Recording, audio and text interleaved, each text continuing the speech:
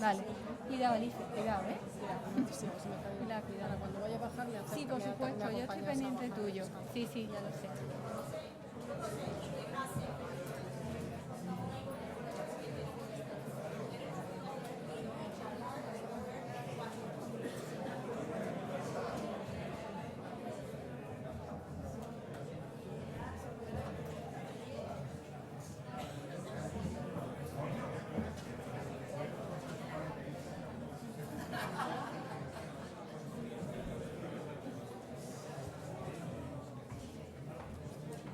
Buenas tardes. Buenas tardes. Bienvenidos a la residencia de estudiantes. Buenas tardes. Les rogamos que por favor apaguen sus teléfonos móviles porque va a empezar este acto. Muchísimas gracias. Buenas tardes. Muchas gracias a todos por estar aquí. Para la residencia pues es una gran alegría estar hoy aquí todos celebrando a Jaime Salinas, que ya estuvimos, muchos de ustedes hemos estado aquí juntos también, recordando a Jaime hace 2 años, cuando falleció. Y para nosotros, pues Jaime fue muy importante y lo sigo siendo. Él quiso mucho a esta casa. Y cuando iniciamos todo este proyecto con José García Velasco como director de la residencia, a partir del año 86, de refundación de la residencia, pues le pedimos ayuda a Jaime para que nos ayudara a reconstruir, a construir de nuevo, porque aquí no quedó nada después de la Guerra Civil, un centro de documentación de referencia sobre lo que fue la residencia de estudiantes, la institución libre de enseñanza, toda esa tradición que había sido olvidada, postergada durante los años del franquismo. Y Jaime pues se sumó entusiastamente a esa tarea. Y realmente con un enorme entusiasmo, con una gran alegría, venía aquí periódicamente, se sentaba en una mesa, hacía llamadas, de todo, y realmente conseguimos pues realmente construir con su ayuda, lo primero de todo, pues lo que hoy en día es un centro de referencia sobre ese periodo, sobre la historia intelectual de ese periodo. O sea que a Jaime le debemos muchas cosas, su cariño, su amistad, su compañía, que fue fantástica, y la huella que aquí ha dejado, que realmente es permanente. Estábamos comentando ahora, así haciendo bromas, de que una de las primeras cosas que él consiguió fue que la biblioteca de manuscritos de Harvard, la Houghton Library, donde su padre, Pedro Salinas, y Jorge Guillén habían depositado todos sus manuscritos, pues que hicieran una copia de todos esos manuscritos y se depositara aquí una copia de todo. Y eso pues a Jaime le llenó de alegría, porque él consideraba que su padre y Jorge Guillén lo habían hecho en la época del franquismo, y que si ellos hubieran conocido la situación actual de la residencia, la recuperación que se había hecho de la residencia, pues lo hubieran dejado aquí, que para ellos hubiera sido también una alegría que se dejara aquí. Y él, terminar esa tarea que no pudieron hacer su padre y Jorge Guillén, pues fue para él una enorme alegría conseguir eso, y también otros muchos fondos, que fue él personalmente también. O sea, que quiero decir que Jaime en esta casa pues es una figura tutelar siempre presente. Así que para nosotros es una gran alegría que aquí se celebre pues los 50 años de Alfaguara, que él tanto quiso también, y que estemos aquí todos reunidos en torno a él, y al aniversario de Alfaguara, que también quiso muchísimo. Así que felicidades a todos, felicidades a Editorial Alfaguara, y le paso la palabra a Pilar Reyes, directora editorial de Alfaguara. Muchas gracias.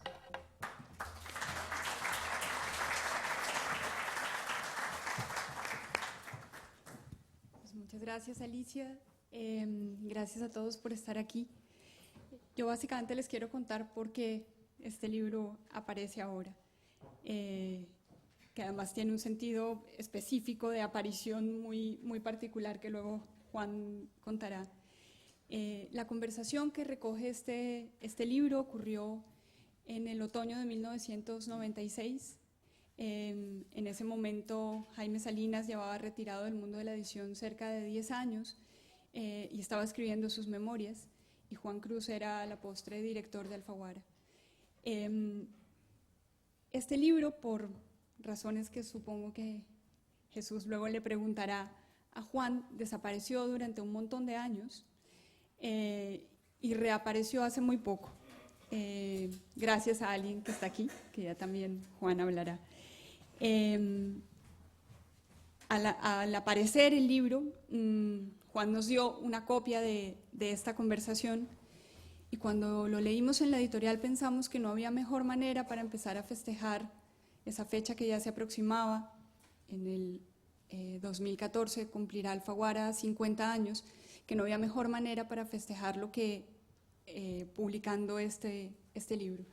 Por muchos motivos, porque era un homenaje a quien reideó Alfaguara, a quien la potenció, a quien contrató a muchos de los autores que hoy son y siguen siendo el pilar de esta editorial, y a quien reinventó y proyectó, digamos, este sello editorial como lo que yo creo hoy es un sello pujante que da cuenta de la literatura que se escribe en este tiempo.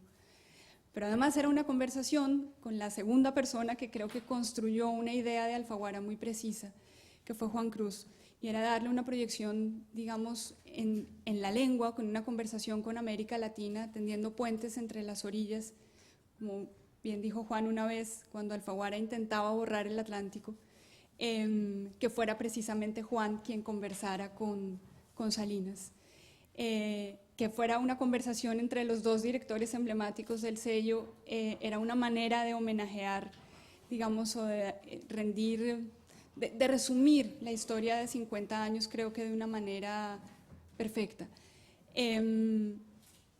Además, queríamos que tuviera la apariencia de esa cara de la Alfaguara de Salinas, esa cara que creo que esto es una de las preciosidades del diseño editorial español que ideó Enric Satué.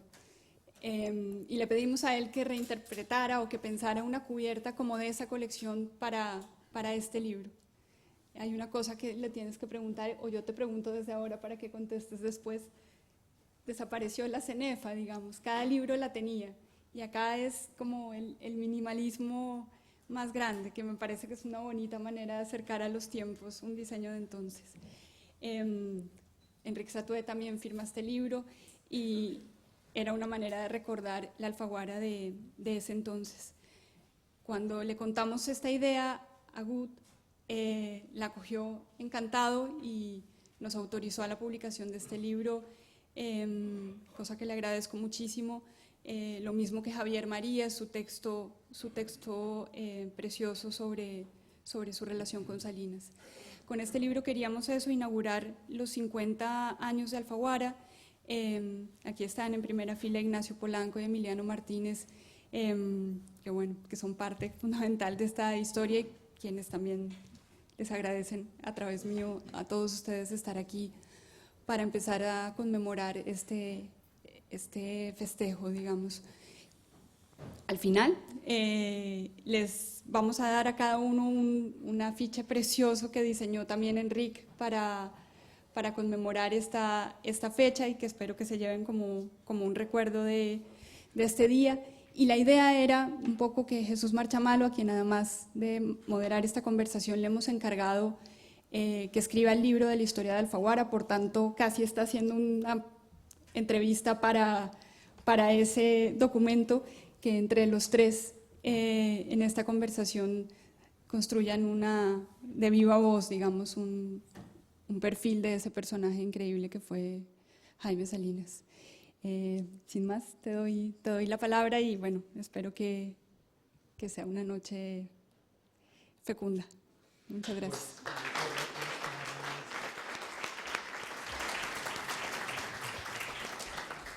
Muchas gracias, Pilar Reyes. Buenas tardes a todos. Gracias por decidir acompañarnos esta tarde en la presentación de este libro de Jaime Salinas. Se titula El oficio de editor, una conversación con Juan Cruz. Conocí a Jaime Salinas, le estaba comentando antes a Gut, hace ahora 10 años. Me he fijado en la fecha en la que me firmó este libro, Travesías, el primer tomo de sus memorias, y hace ahora 10 años. Me enviaron del Cultural de ABC, para quien entonces entonces trabajaba, con quien colaboraba para que le hiciera una entrevista, y me acuerdo de Salinas perfectamente recibiéndome en aquella casa que tenía en la calle Don Pedro, a la que no subía el ascensor y tenías que acudir a través de una pequeña escalera que llevaba hasta aquella casa extremadamente luminosa. Se sentó conmigo y encendió un cigarro. Me contó: no me dejan fumar porque he tenido algún problema de salud, de modo que si entra Gud, se refería a Gudbergur, por favor, di que eres tú el que está fumando. Recuerdo que fue la entrevista que he hecho en mi vida más inquieto, porque todo el mundo, todo el tiempo me perseguía la certeza de que en algún momento entrara Gud y tener yo que explicarle esa coartada tan absolutamente infantil que me había pedido Salinas que hiciera efectiva, ¿no? En aquella entrevista me habló Salinas de la casa de sus padres, cerca de Diego de León, una casa que tuvieron que abandonar antes de irse a Santander, de donde salieron directamente para el exilio, y hablaba de cómo venían con frecuencia los amigos de su padre, y me hablaba de Lorca, que jugaba con él en el salón de la casa de sus padres. Me habló en aquella entrevista de cómo fue de los primeros norteamericanos, Jaime Salinas, que entró en Alemania conduciendo una ambulancia del servicio de ambulancias del ejército norteamericano y que por un error en un mapa fue de los primeros 4 norteamericanos que entraron en Alemania durante la Segunda Guerra Mundial. Me habló de aquel joven Jaime Salinas que llegó a aquel Madrid pueblerino en blanco y negro a mediados de los años 50, con una chaqueta, me explicaba, de cuadros y unos zapatos de 3 o 4 colores de los que únicamente se habían visto en España en las películas, y cómo iba por la Gran Vía sintiendo como todo Madrid le estaba mirando. Me habló en esa entrevista de Barral, de Gil de Viedma y de todo ese núcleo que se juntó en Barcelona de editores irrepetibles. Llevo ahora, y le agradezco a Pilar la confianza que ha depositado en mí a la hora de redactar esta historia de Alfaguara, llevo efectivamente desde junio hablando con mucha gente que tuvo que ver con la historia de Alfaguara, y me hablan reiteradamente de Jaime Salinas. Los adjetivos que siempre acompañan a Salinas son el exquisito Salinas, el elegante Salinas, el educado y cordial Jaime Salinas, aquel hombre que parecía siempre dudar, como escribe de él Javier Marías en este retrato con el que nos regala, con el que acaba el libro. Decía, tenía siempre un titubeo deliberado Jaime Salinas, como para no molestar con ningún aplomo a los interlocutores. En este libro, que yo tuve la fortuna de leer en manuscrito en junio y me dejó absolutamente fascinado, en este libro de preciosa y irrepetible cubierta se explican muchas de las razones de por qué Salinas, de estos adjetivos que acompañan siempre a Salinas, el exquisito, el elegante, el educado, el lúcido y honesto Jaime Salinas, que conocemos, ya digo, a través de esta conversación con Juan Cruz. Nos acompañan, no les entretengo más, Gudbergur Bergson, es escritor, es traductor, fue compañero de vida de Jaime Salinas. Nos acompaña Enric Satué, el diseñador, llevamos un rato hablando, el diseñador de estas inolvidables cubiertas donde los jóvenes de mi generación leímos, pues, por ejemplo, a San Pedro, a Günter Grass, a Marguerite Yourcenar, en estos libros mágicos que llegaban desde esa legendaria editorial en Torres Blancas. Y nos acompaña Juan Cruz, que tuvo la fortuna de hablar con este personaje escurridizo y reticente, cuenta en algún momento del libro, y dejar este testimonio de lo que para Jaime Salinas significaba ser escritor. Buenas tardes a todos. Juan Cruz, hay libros con leyenda y libros sin leyenda, y este es un libro de los primeros. Es un libro con leyenda, un libro lleno de circunstancias azarosas que hace que el hecho de que esté aquí sea casi un milagro. Bueno, es un milagro y todos los libros son, en cierto modo, milagros. Lo cierto es que Mario Muschnick pensó que sería interesante para una colección que él estaba iniciando entonces, y había publicado ya al menos el libro de Inaudi, un gran amigo y mentor, en cierto modo, de de Jaime Salinas, me pidió que yo hiciera una conversación con él. Y entonces fuimos Ruth Toledano, con la que siempre colaboré y con la que he mantenido desde que ella era niña y yo era joven una profunda amistad. Fuimos y pusimos el magnetófono. El libro, en cierto modo, la conversación, es una crónica de la personalidad de Salinas, porque se advierte desde el principio que él no quiere, pero luego el asunto le va tomando cuerpo y la conversación ya termina siendo también la planificación de una excursión que hacemos al Escorial. El libro lo transcribió Ruth, que también participó en la conversación en muchos de los momentos, y finalmente se lo entregamos con un epílogo del propio Jaime a Mario Mužnik, pero Jaime pensó que era mejor esperar a que él mismo publicara su libro Travesías, que tú tienes ahí encima de la mesa, porque él esperaba terminarlo pronto, pero lo terminó más tarde, o al menos se publicó en el año 2001. Y en el entretanto dejó de existir la editorial de Mario Mužnik, por desgracia. Y entonces no había los sistemas de recuerdo digital de los textos que hay ahora. Y entonces él no puso mayor interés en recuperarlo, y yo tampoco quise molestar a Mario Mužnik con el requerimiento de ese material. Así que entre los dos, o entre todos, dejamos un poco el asunto para que el futuro lo recuperara, como el mar los elementos que son ajenos a él, ¿no? Y entonces, cuando ya murió fatalmente Jaime, yo evoqué esta conversación en un blog que mantengo en el periódico El País.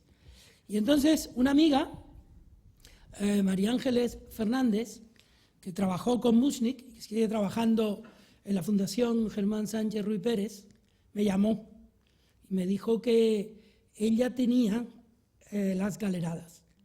Para mí eso fue una enorme satisfacción, no porque el libro fuera a ser publicado, sino por algo mucho más íntimo, porque yo considero que Jaime Salinas es un maestro de personas y es un editor ejemplar. Esa propia personalidad reticente que le atribuimos es la personalidad de un editor que espera que la gente vaya por delante.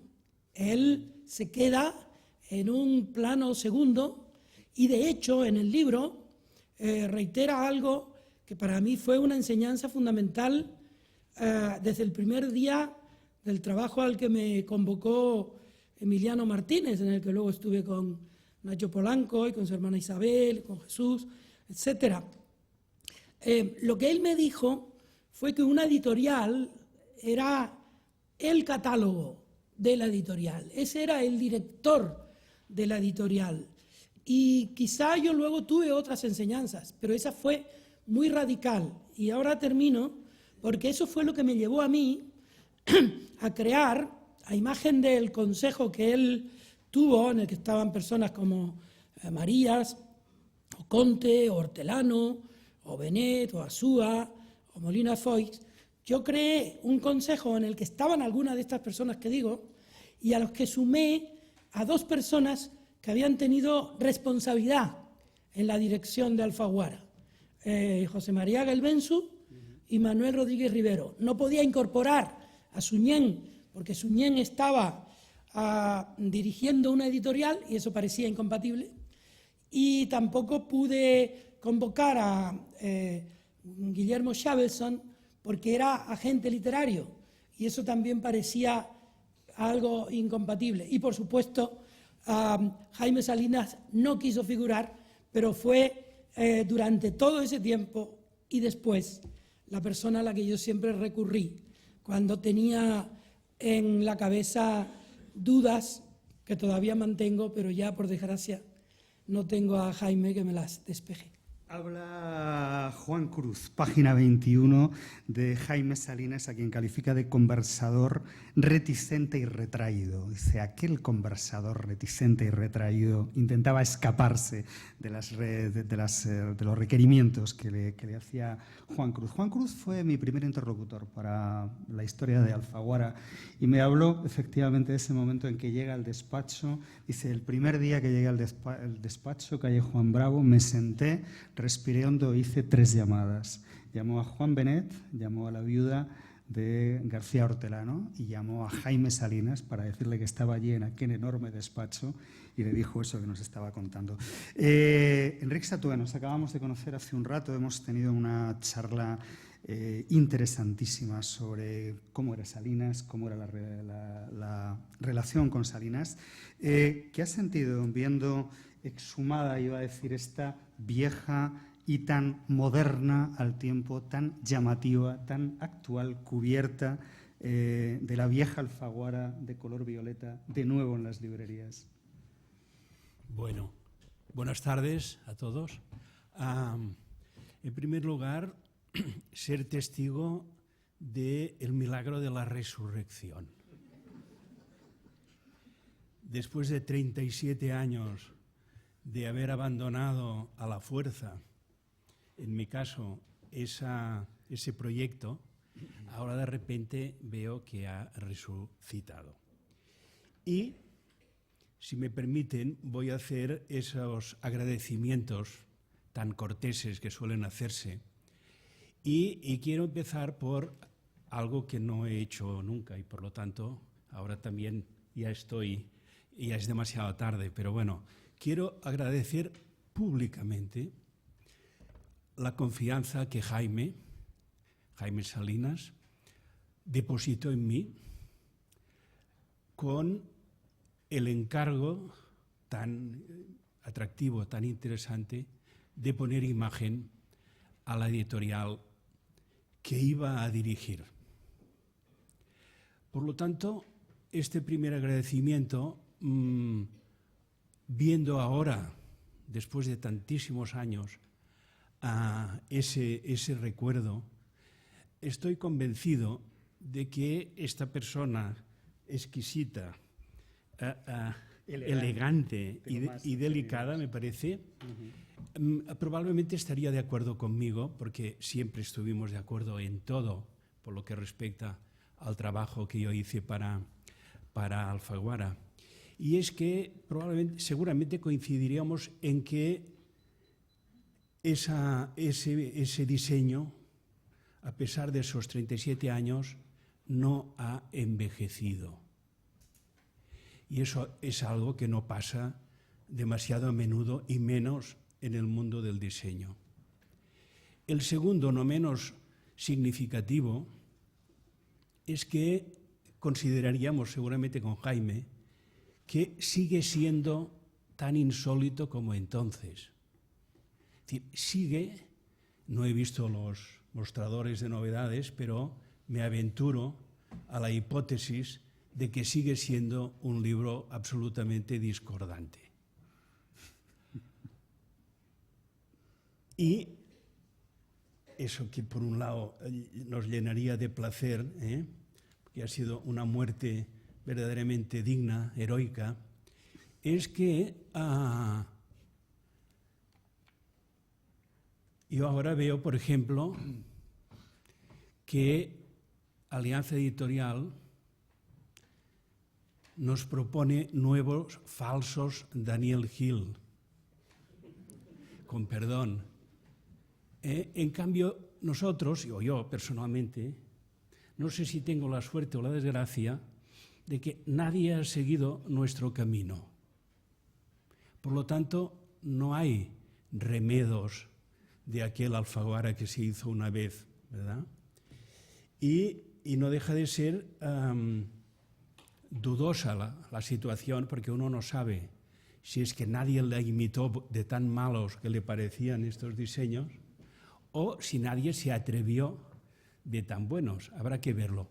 Yo, de todas maneras, me atrevo a tomarle la palabra a Jaime y especular con la posibilidad de que, ya que estamos celebrando hoy los 37 años de Alfaguara y dentro de un mes los 50 de la editorial, yo me atrevo a especular sobre la posibilidad de que dentro de 37 años como mínimo y 50 como máximo, algún diseñador habrá seguido por este camino y habrá alguna colección con un diseño semejante, con una variación, como una variación sobre el tema. De manera que, bueno, no puedo estar más satisfecho. Pocas veces se puede estar tan satisfecho de la muerte de alguien cuando este muerto no es enemigo, sino el más querido de todos.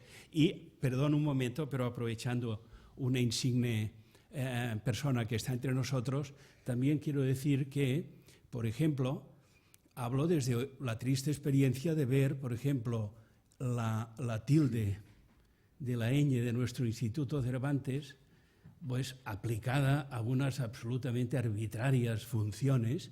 Dices, ¿pero qué hace esa tilde aquí? Y en cambio no he visto nunca ninguna otra colección añil y con ese criterio de esa arquitectura tipográfica tan severa y tan igual, a criterio de algunos, tan igual un libro a otro, ¿verdad? De manera que es un día verdaderamente muy satisfactorio. Me encanta cómo suena arquitectura tipográfica, reconózcanlo. Es un libro discordante, seguramente por fuera. Perdón, Pilar, que te he interrumpido. Arquitectura tipográfica tan severa. Tan severa, efectivamente. Nos lo vamos a tatuar aquí, a ver si nos cabe. Que le decía que es un libro discordante seguramente por fuera y desde luego es un libro discordante por dentro. Y es curiosísimo, ahora vamos a hablar de eso despacio, de una fatal actualidad.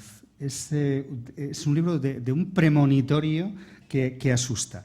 Gutenberg Gudbranson, hay cierta melancolía en este libro, ¿no?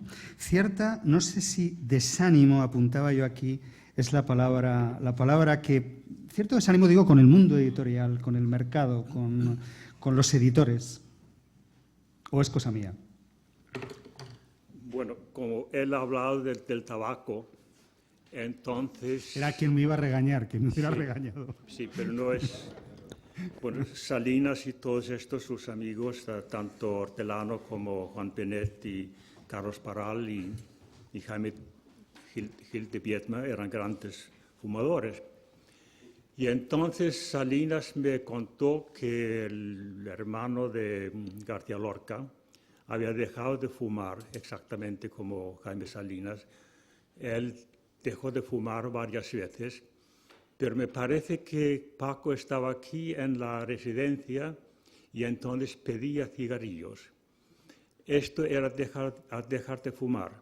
Y entonces él coge un cigarrillo y yo creo que se murió aquí en la residencia o consiguió ir a su casa. Entonces dijo Salinas, podría pasar lo mismo a mí. Yo he dejado de fumar, pero pido cigarrillos. Pero ¿cuál era la reacción de la gente cuando se murió Paco? Todo el mundo decía, pobre Paco, y de mí dirían, pobre Jaime. Pero no se trata de eso. Todo eso habrá empezado en el año en el 63 del siglo pasado. Entonces Salinas había tenido un conflicto cuando trabajaba en Sesperal con los directores de Sesperal. Entonces volvió a casa y había decidido pues, no volver a la editorial. Entonces venían los amigos de siempre a calle Mandri 44, Jaime Gil de Biedma y otros, y Carlos Parral finalmente, y hablaban de este conflicto, y Jaime decidió no volver a Sesperal, que se llama entonces Sesperal. Gabriel Ferrater, que formaba parte de este grupo, se reía de todo eso, y luego se marchaban, y entonces Salinas decidió marcharse de España y volver a París, no al cine, que había fracasado en el cine, sino iba a montar una librería internacional en París.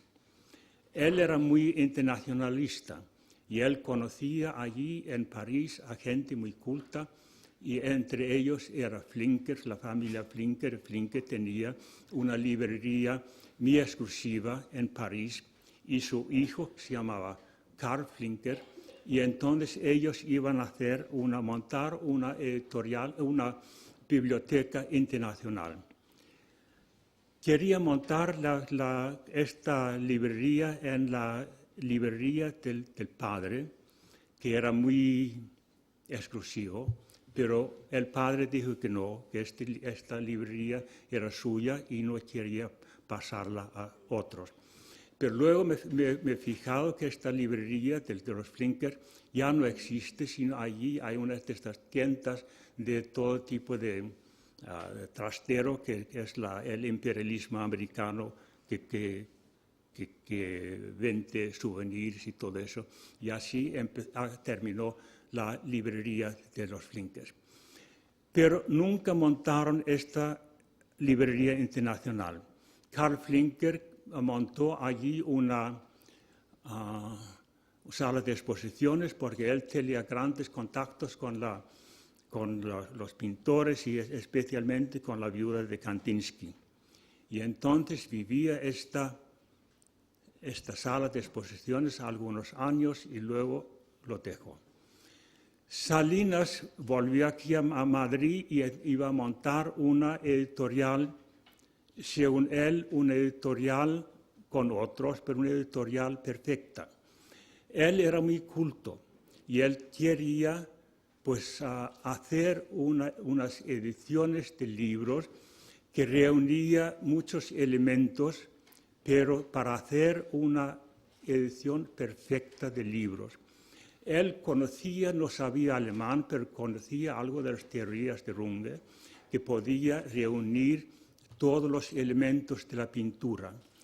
Por lo tanto, Salinas quería reunir todos los elementos de un libro, es decir, el contenido, el papel, el tacto, el diseño, y finalmente para hacer eso, entonces recurrió a Satué, porque él pensaba que él era la persona más adecuada para ayudarle a hacer este libro perfecto. Me parece que esta edición no tiene el papel o el tacto que tenían los libros de Salinas.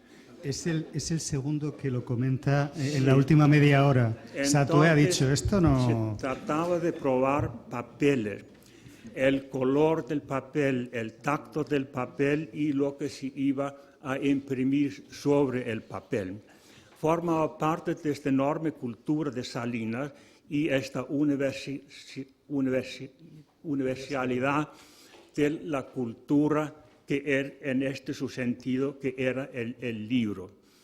Luego, pues no iba a hacer otro tipo de ediciones, pero más o menos esto fracasó o no terminó. Te voy a contar un secreto que te va a encantar. Enrique ha tenido la amabilidad de venir de Barcelona con un catálogo de papeles que le propuso a Jaime Salinas como papeles para hacer sus libros. Es de la marca Romani T, un pequeño molino de papel que encontró en Barcelona, y este es el tacto exacto de aquellas cubiertas de la vieja Alfaguara. Viene de la mano de Satué, o sea que no hay duda al respecto. Luego les dejamos tocar un poquito si quieren, pero la gracia del asunto es que este papel no cabía en las máquinas industriales prácticamente de ninguna imprenta que hubiera en aquel momento, ni en Madrid ni en Barcelona, porque tenía otro formato. Me contaba Enrique, él seguramente lo explica mucho mejor que yo. Y entonces cuando Salinas se enteró, le dijo, oye, el papel está muy bien, pero no nos caben las máquinas. Había dos opciones, o llamar a Enrique para que les buscara otro papel, o la vía Salinas, que dijo, pues adáptenlo ustedes porque este es el papel que queremos para las cubiertas y si da problemas pues tendremos que resolverlo.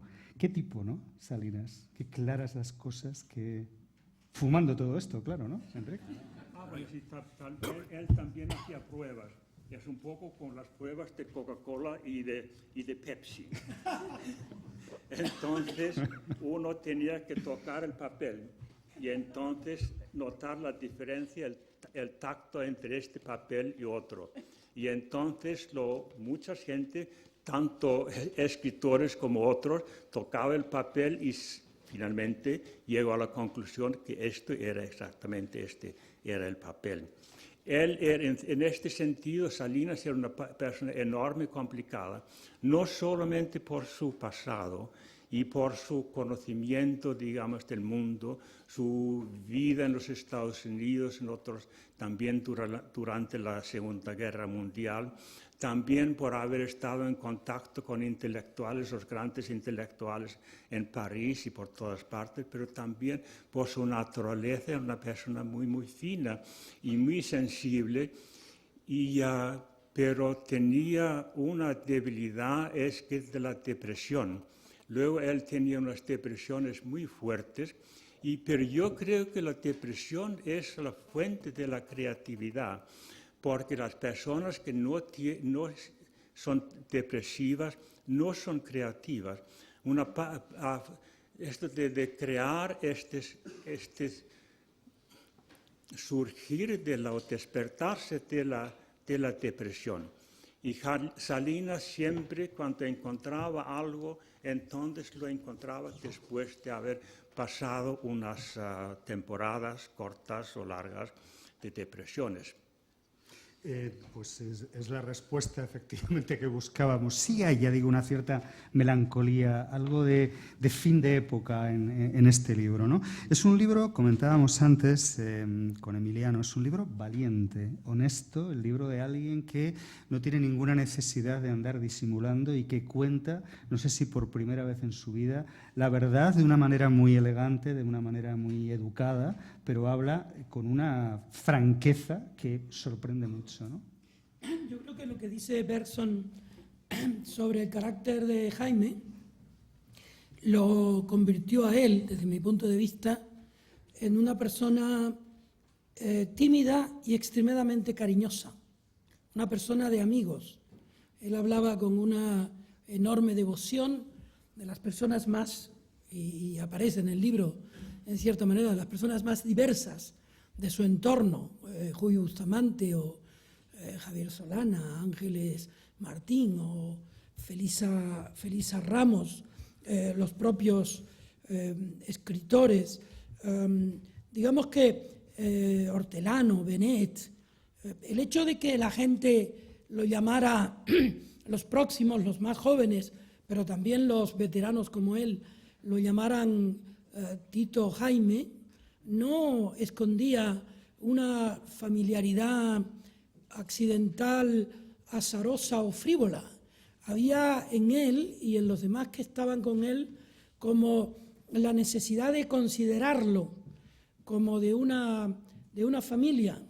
Y yo creo que en el libro esa capacidad de afecto, pues a Javier Pradera, con el que trabajó, a Daniel Gil, con el que trabajó, con tanta gente con la que trabajó, incluido el propio Satué, o traductores que fueron suyos, como Miguel Sáenz o como Genoveva Dieterich, que por fortuna está aquí, o compañeros suyos de generación, como Nicolás Sánchez Albornoz, que también ha venido, como Revenga, que fue una de las personas que más lo animó en tiempos difíciles.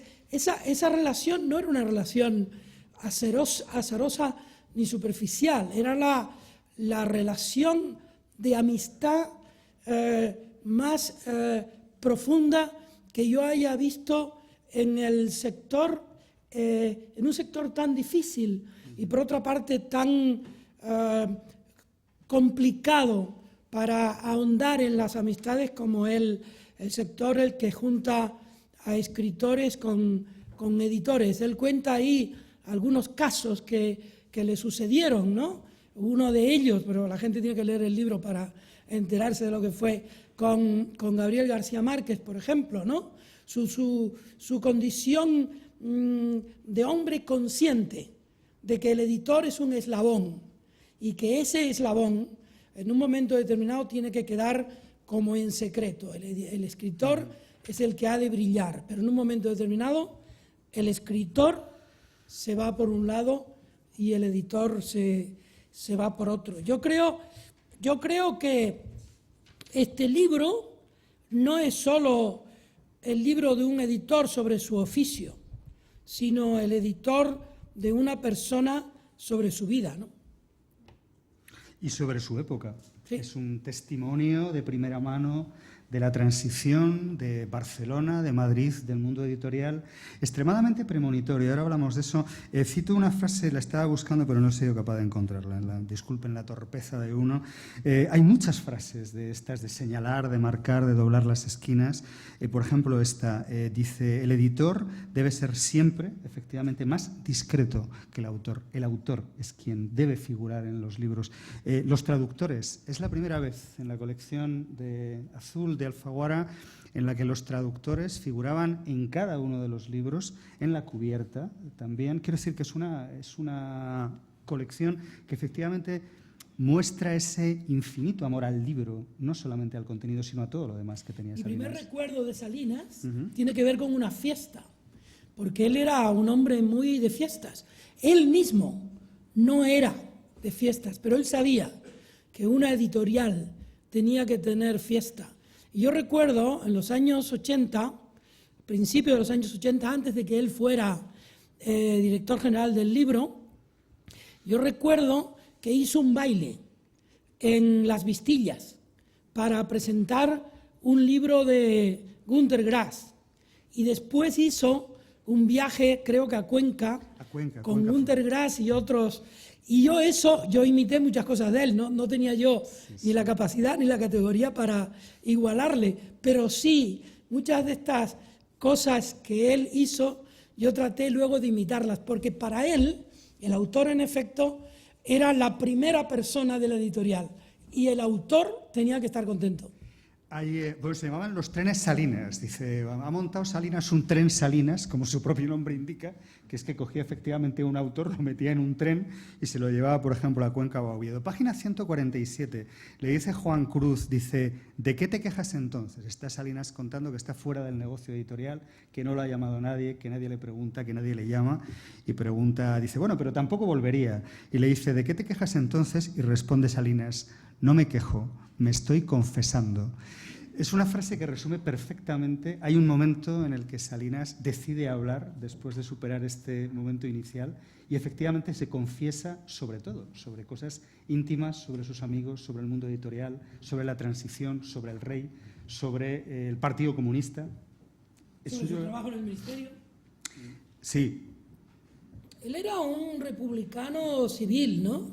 Una persona que creía mucho en el servicio público, por eso trabajó ahí, ¿no? Él era como un metodista, una persona muy estricta, un cuáquero, como dice aquí era el Pepe García Velasco. Era un... Yo no sé, a lo mejor Gutenberg, a lo mejor no, seguro, Gutenberg Bergson conoce muchísimo más, ¿no? Pero yo voy a decir la última conversación que yo tuve con Jaime. Jaime no se quejaba, preguntaba. La última vez que yo estuve con él, me preguntaba por algunos amigos y me decía, me hacía esta pregunta, como 1, 2, 3, 4 veces, por 3, 2, 3, 4 amigos. ¿Has visto a fulanito? Yo digo, no, últimamente no lo he visto. Y él decía, yo tampoco. ¿Has visto a fulanito? Yo tampoco. Había en él esa perplejidad que se produce en el tiempo posterior a cuando tú has tenido mucho que ver con muchas personas, les has dado o has procurado darles alegría y por razones que son propias del camino que sigue la vida, pues ya esas personas, como se narra en la anécdota de García Márquez, esas personas ya no te necesitan, ¿no? Bueno, luego contamos lo de García Márquez. Que de eso Pilar Reyes ya está sabiendo, supongo. Sí, lo de la pregunta que le haces, bueno, ¿y qué pasó con el manuscrito de 100 años de soledad? Pero lo dejamos para el final. Después de la publicidad arreglamos este asunto. Según cerraba el libro, he leído la siguiente pregunta. No me quejo, me estoy confesando. Juan Cruz le pregunta y dice, ¿y si le llamara el director general del libro para que lo asesoraras?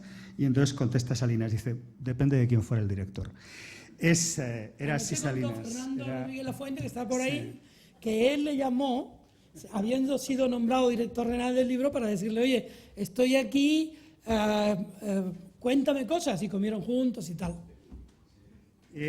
Antes hablaba Gutenberg de la idea que Salinas tenía del libro. Él habla en algún momento de la conciencia de los editores a la hora de entender que el libro es mucho más que un negocio, mucho más que un producto, como denunciaba, que se empezaba a decir en el mundo del Frankfurt y todas estas ferias, sino que decía que era un libro, que un libro era un vehículo de comunicación cultural y que un editor tenía que tener claro que eso era así. Bueno, publicar libros para él era una especie de religiosidad. Y él buscaba, pues él creía en el libro, en el contenido, en ayudar a traductores y todo. No tenía mucha fe en sí mismo, no era como un dictador, aunque Jaime Gil Vietnam decía de él, tú tienes elementos de un dictador, pero eres demasiado tímido para ser un dictador. Y no puede ser un dictador como editor, como un dictador. Él lo sabía perfectamente bien y por lo tanto él estaba siempre viajando al extranjero, a Alemania, a Suecia y a Italia para hablar con editores y para luego hacer sus libros, no copiar otros libros. Esto no es ninguna copia de ningún libro. En Alianza también estaba pensando, siempre buscaba las mejores personas. Daniel Gil era excelente y entonces él estaba muy orgulloso de las portadas de Daniel Gil y de sí mismo de haber encontrado a Daniel Gil que revolucionaba las portadas en el libro español. Y entonces a todos los días estábamos hablando de eso constantemente, de ediciones, de pinturas, de olor de papel, del tacto de papel y todo eso. Era su religiosidad. No estoy seguro, decíamos antes, de que muchos editores, escritores, agentes se encuentren cómodos leyendo este libro, ¿no? De alguna manera tienen que sentirse reflejadas en alguna de esas coces que sutilmente Salinas imparte a sus propios compañeros, a los escritores, a los agentes.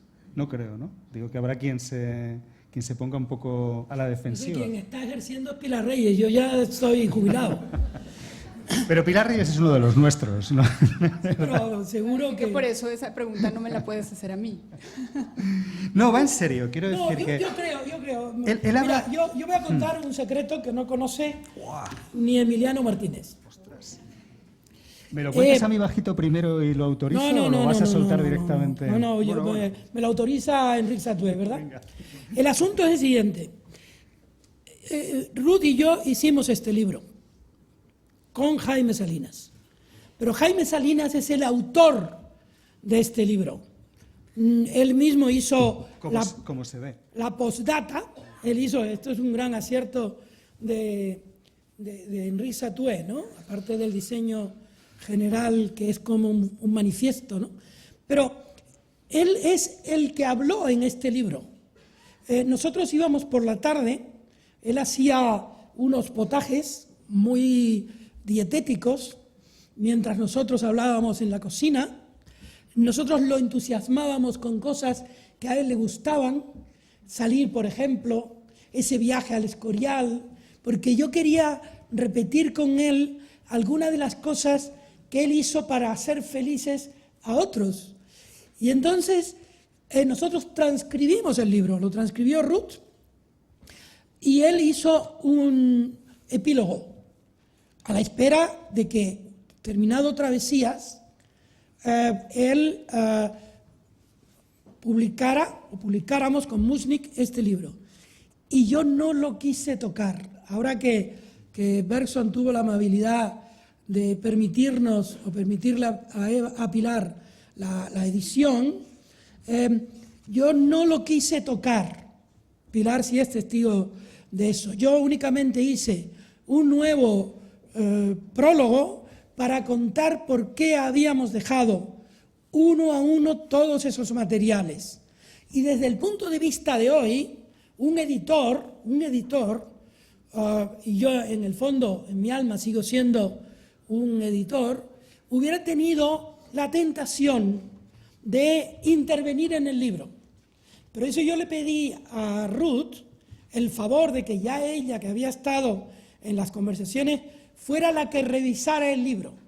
Yo no lo volví a revisar. Yo lo leeré ahora, pero yo no lo he leído. De modo que... Parto largo, ¿sí? Este milagro, yo no lo he releído porque yo no he querido por nada del mundo. Espero que sea un libro perfecto. Bueno, ojalá. Pero los libros no son perfectos, son libros. Yo quisiera... Por favor, Pilar, de broma contestarte algo. Tan es así lo que dice Juan, que en un momento teníamos la duda de si su introducción, no la que escribió para este momento, sino la que había escrito, si debíamos tocar o no los tiempos verbales.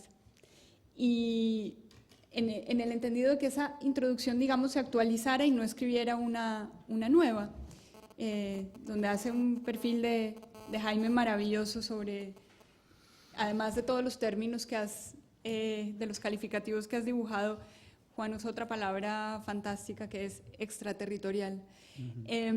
Y Juan no quiso. Juan dijo, quiero que el texto esté tal cual iba a ser publicado en el libro de Mushnik. Y eso lo respetamos a cabalidad.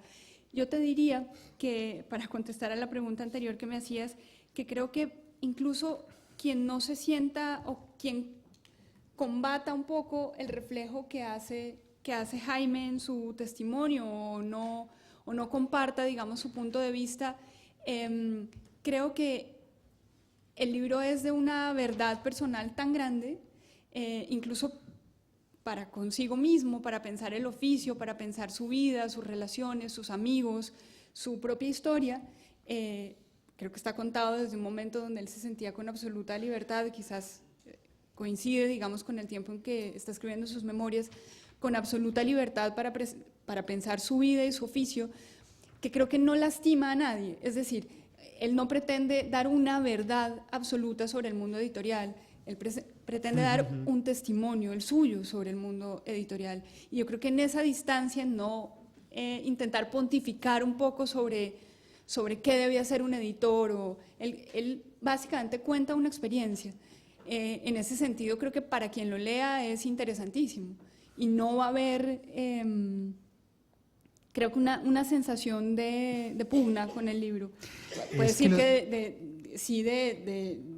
digamos, de una opinión disímil, pero... Es que sí es verdad que a pesar de ser un libro de tan largo parto, como dice Gut, sí es verdad que es de una actualidad rabiosa. Uno tiene dos sensaciones, a ver si estamos de acuerdo. Una, que rápido avanza todo en el mundo de la edición. Él habla de editoriales independientes que 10 años más tarde pertenecen ya a grandes grupos, habla de editoriales que han desaparecido, hablan de editores que han desaparecido, pero por otro lado habla de ese mundo que tiene que ver con el marketing, con la parte comercial, donde impera una visión comercial, detesta la palabra producto, decía, yo nunca he dicho producto, siempre he dicho autor, siempre he dicho libro. Habla de las editoriales pequeñas, cuando por enésima vez intentas atraerlo de nuevo hacia el mercado editorial, dice, yo me juntaría con alguien y entre los dos haríamos como mucho, dice, 10 libros al año, que es lo que están haciendo muchas pequeñas editoriales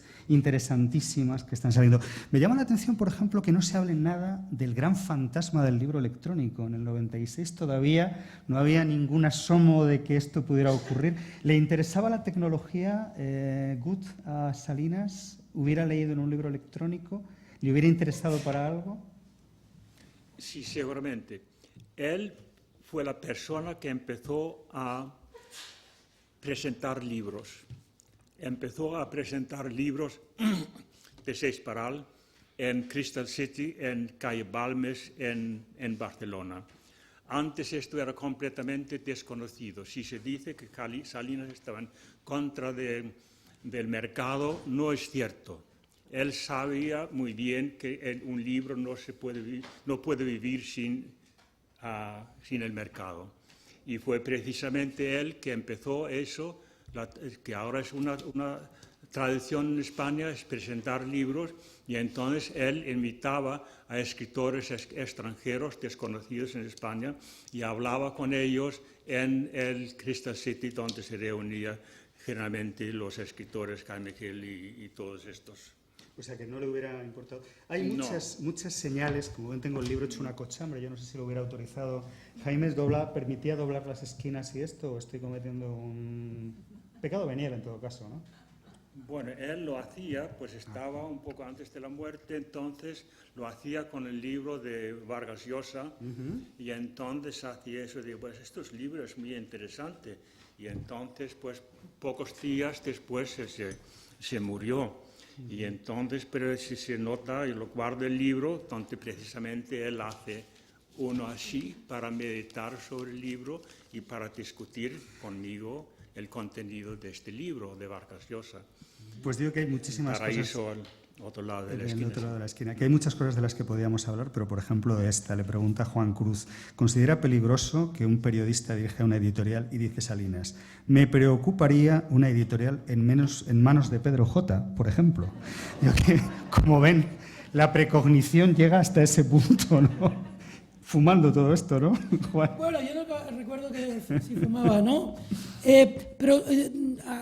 Con respecto a lo anterior, que tú le preguntabas a Good, esa entrevista, esa conversación, fue hecha en 1996. Y en 1996 fue la primera vez que en la Feria del Libro de Frankfurt se anunció la muerte del libro. Y de que ya el libro iba a ser electrónico en un suspiro, ¿no? Eso no ocurrió. Pero a mí me gustaría, porque luego, cuando terminan estas presentaciones, en efecto, de las que fue pionero absoluto Jaime, como dice Bergson, yo siempre digo, ¿y por qué no dije tal cosa? ¿Y por qué no dije la otra? ¿Y por qué me olvidé de tal cosa?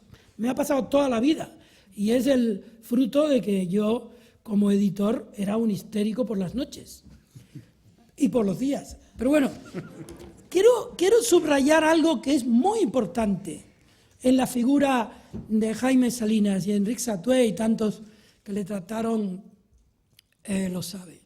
La fidelidad que él mantuvo más allá del tiempo de su trabajo con la gente con la que trabajó.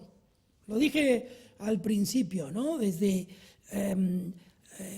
Antonio Robles, que está aquí, la gente que estaba en los talleres, los que venían a consultarle algo, los nombres propios, que es algo, por otra parte, tan propio del negocio editorial.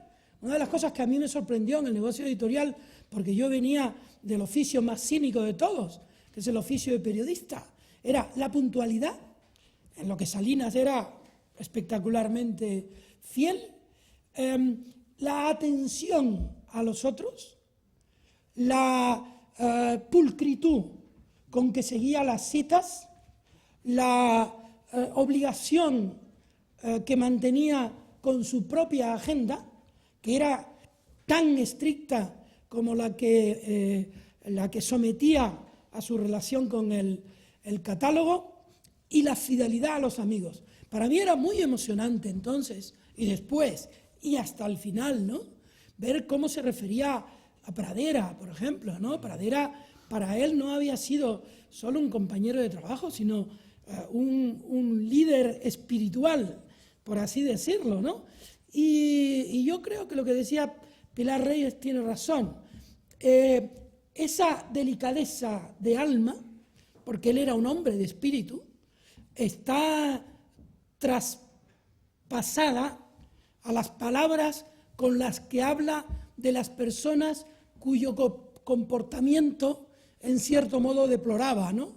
Él nunca tenía una palabra de desdén explícito hacia nadie. Cuando no lo podía verbalizar, mantenía silencio, ¿no? Si hablamos al principio de que es un libro muy honesto, da la impresión, coincidíamos en esta apreciación, pero muy educado, respetuoso siempre hacia los demás. Hablaba Juan Cruz de este oficio cínico que nos une, seguramente sea verdad, pero puntual. Ambos nos hemos quitado el reloj nada más empezar para saber cuándo teníamos que ir acabando, pero quería dos cosas. Tengo una cosa ahora mismo para él, que es, tengo dos cosas para todos. La primera es lo de la orla. No sé si ustedes recuerdan los libros, pero cada orla que llevaba cada libro era diferente. Para cada libro se hacía una cubierta distinta, una cubierta especial. Este no tiene orla. La pregunta es de Pilar, pero no nos podemos ir sin resolverlo. La pregunta es de Pilar. Bueno, es un libro para detectives este. Hay una serie de claves para ver hasta qué punto los que alardeen, aquellos libros que ya recuerdo tan bien, hasta qué punto los recuerdan bien o no. Por lo tanto, es un trompe-l'œil. En primer lugar, el nombre de Jaime. El nombre del Jaime, para quienes recuerden esos libros, no ha aparecido jamás ningún autor en mayúsculas, jamás. Y se hicieron 200 libros de estos.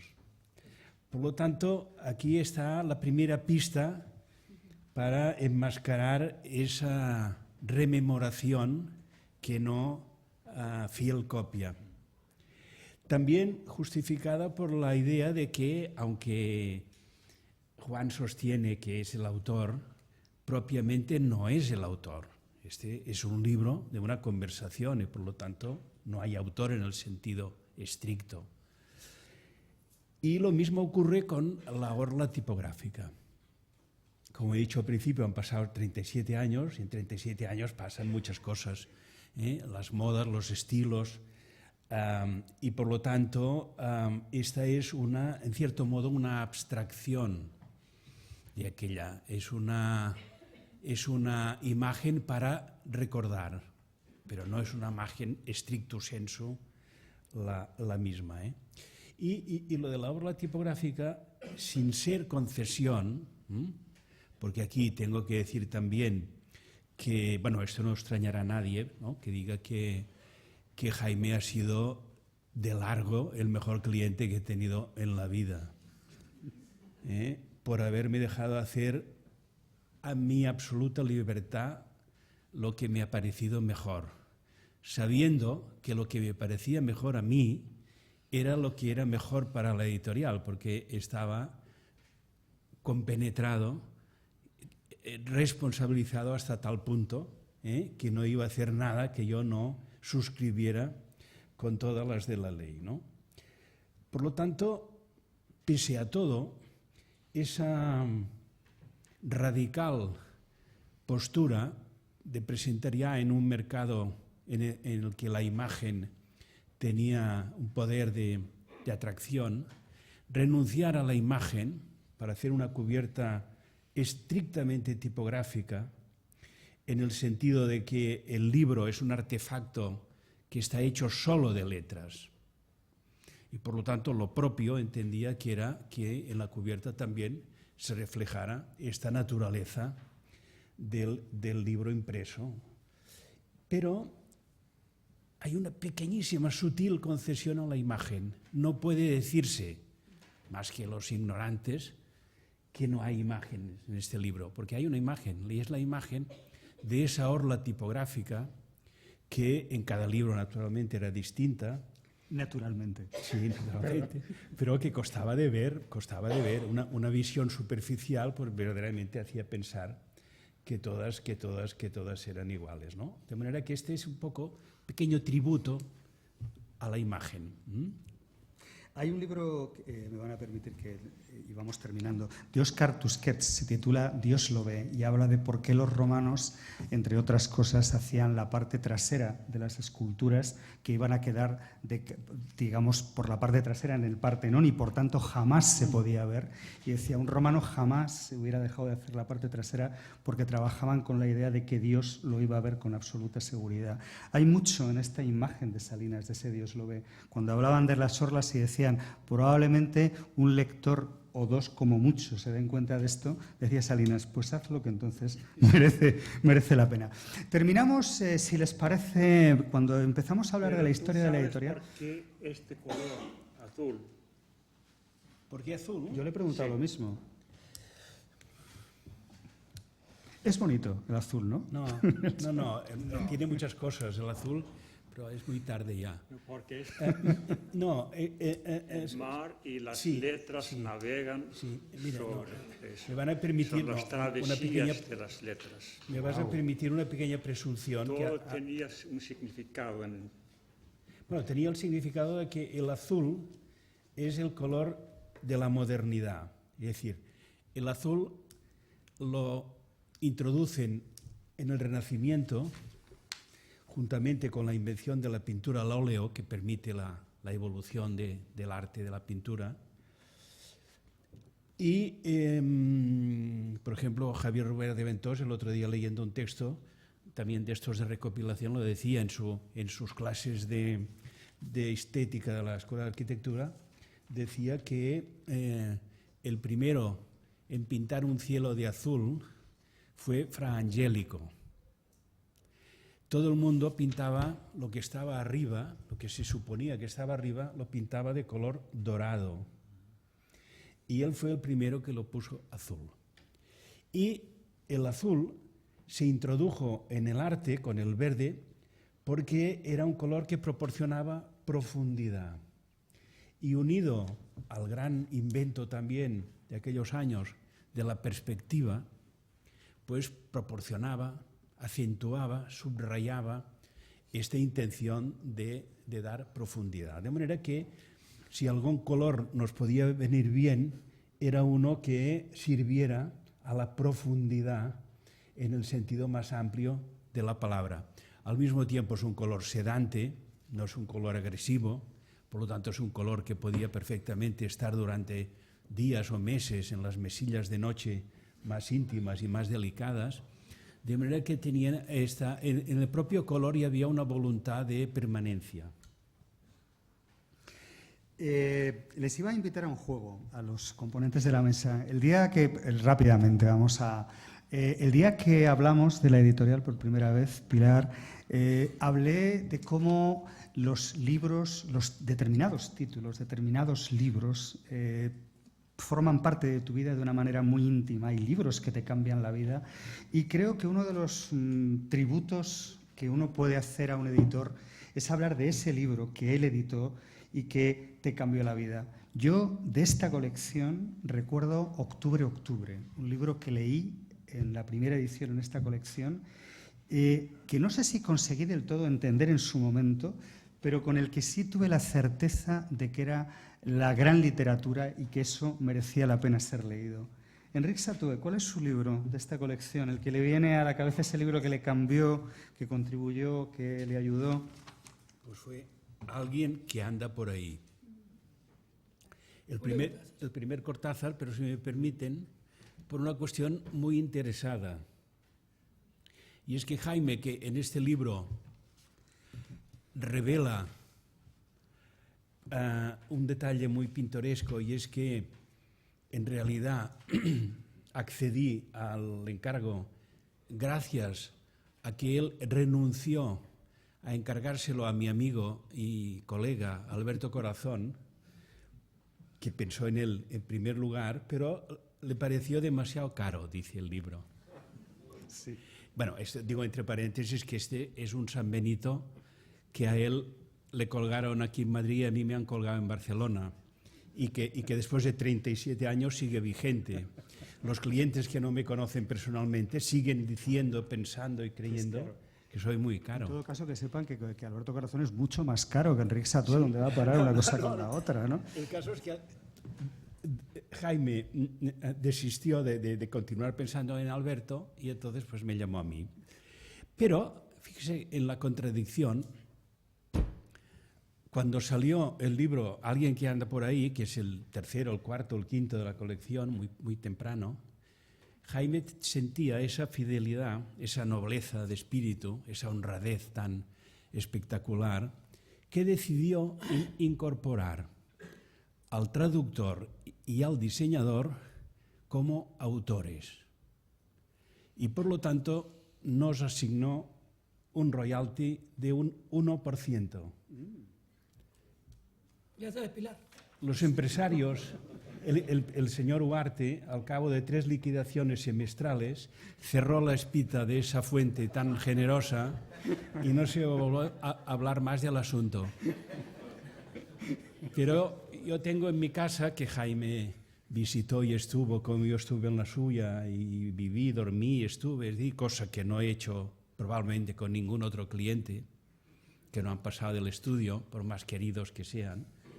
Pues hay un enorme cuadro que reproduce justamente la cubierta de Alguien que anda por ahí a un tamaño monumental. Y debajo está escrito a lápiz la contabilidad de esos 3 semestres.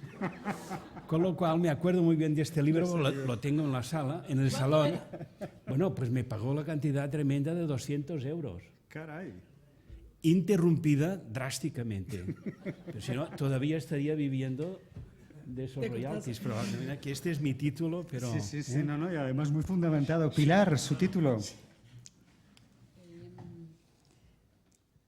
Digamos que yo viví esta colección de un modo curioso, que era un poco los libros que llegaban a América Latina.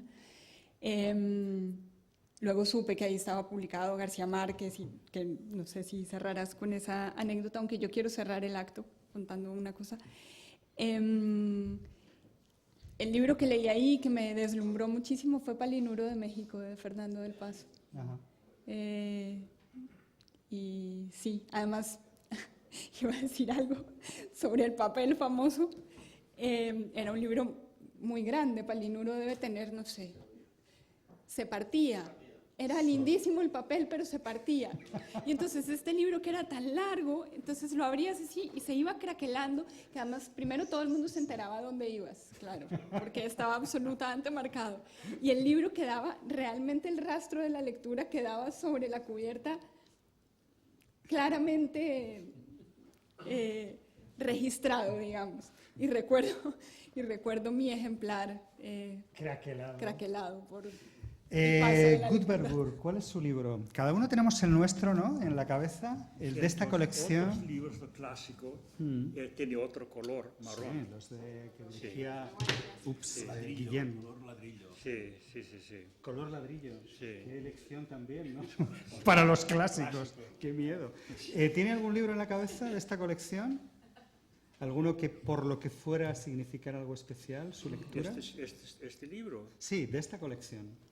Sí, tengo muchos libros de esta colección. No, ¿cuál recuerdas? ¿Cuál prefieres? ¿Cuál te gustó? ¿Cuál te deslumbró? ¿Yusenar? ¿Günter Grass? No me acuerdo, así muchos. Michael Ende, que fue un gran éxito. ¿Le dejamos Bueno, no, sí, el Ente, sí, yo creo que la editorial vivía de Ente.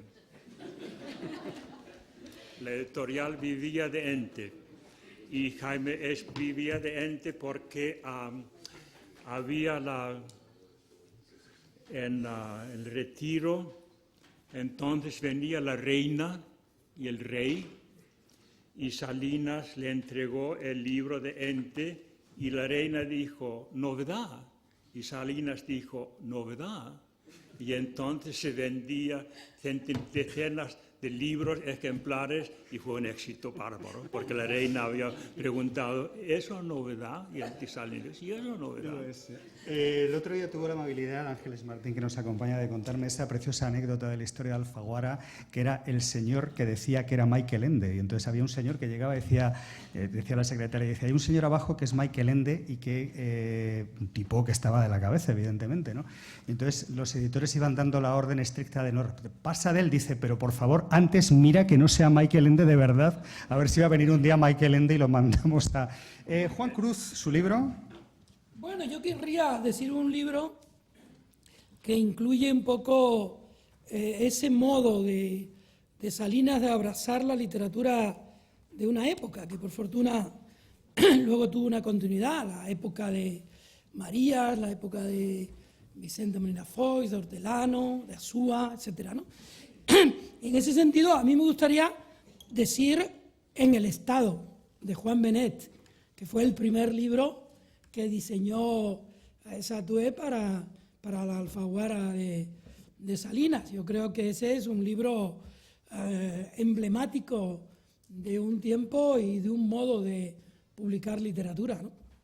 El otro día encontré el mapa de región. ¿Se acuerdan que venía? No, yo no lo tenía y alguien me contó, lo conseguí, ese mapa que editó también Alfaguara con los nombres de todos los directores de Alfaguara, todos los amigos de Salinas, Cortázar. Cierto, yo quise rememorar ese tiempo publicando en la colección de bolsillo que se lanzó en tiempos de Emiliano Martínez como director general de Santillana, publicar un libro de bolsillo de Benet. Y elegí, yo no sé si lo eligió él, pero yo lo corroboré, Saúl ante Samuel. Ya él estaba enfermo. Entonces cuando lo llamé, me dijo, Juanito, ¿tú qué quieres? ¿Arruinar a Polanco? Terminamos ya con dos notitas nada más. Una, lo de la, no, luego termina Pilar, por supuesto, pero digo que lo de la respuesta a lo del manuscrito de Carlos Barral está en el libro y tendrán inevitablemente que leerlo. Pero sí me van a permitir que termine página 63 con esta pregunta de Juan Cruz. Dice, ¿de qué tentaciones debe uno escapar siendo editor? A lo que responde Salinas, yo creo que en la vida no se debe escapar nunca de ninguna tentación. Un poco wild y un perfecto final, desde luego, para esta pregunta que le hacía a Jaime Salinas. Pilar Reyes. Sí, yo quisiera cerrar solo explicando un poco las razones por las que publicábamos este libro, que tienen que ver con nuestra propia historia, pero hay una segunda razón que creo que hoy tiene enorme vigencia. Como saben, el mundo del libro, el mundo de los contenidos está cambiando drásticamente. Pero la sensación al leer este libro, Salinas da cuenta de un momento también donde se sufrían enormes cambios. La sensación es que las crisis son relativas, que a veces nos parece que es única y que no ha pasado nunca antes y es mentira. La sensación al leer este libro, y era otra de los objetivos de lograr con él, era relativizar un poco la situación de hoy y ver que es una larga línea en el tiempo y que siempre hemos logrado reinventarnos. Aquí está sentada María Fase, que hoy por hoy es la directora de Alfaguara Internacional, que fue además una rama que Jaime Salinas explotó en este catálogo enormemente, trajo el mundo a esta colección. Ni ella ni yo conocimos a Jaime Salinas, contrario a todos los que están en esta mesa. Pero para quienes trabajamos hoy en Alfaguara, creo que tenemos clarísimo que sentimos una responsabilidad, un orgullo y sobre todo una responsabilidad de la herencia de ese catálogo que Jaime Salinas construyó, que Juan Cruz alimentó y potenció, y que asumimos, esa responsabilidad con mucha fuerza, y que esperamos que en muchos años más esté Alfaguara igual de vigente y que se hable, de este tiempo como se habló del de entonces. Eso solo lo que demuestra es que una editorial puede realmente dar cuenta de la vida cultural de su momento. Y nada más, pues muchas gracias por estar aquí.